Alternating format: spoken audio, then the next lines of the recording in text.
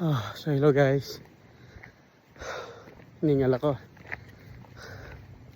So nandun na kami sa Grand Falls.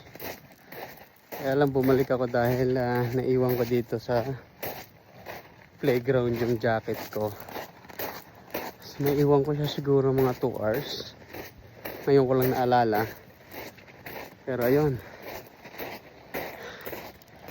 Yun yung maganda dito sa Canada. Kahit naiwanan mo yung gamit mo, walang kukuha. So, ito.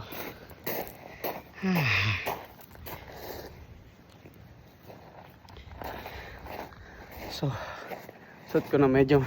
Kung hindi pa ako lamigin, so hindi ko pa maaalala yung jacket ko kung nasaan.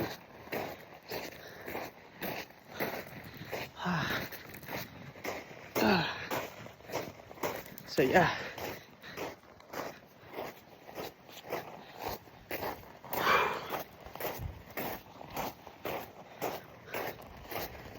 So yun. So yun yung advantage dito. Dahil kahit maiwanan mo yung gamit mo, siguradong mababalikan mo pa rin siya. Ayos.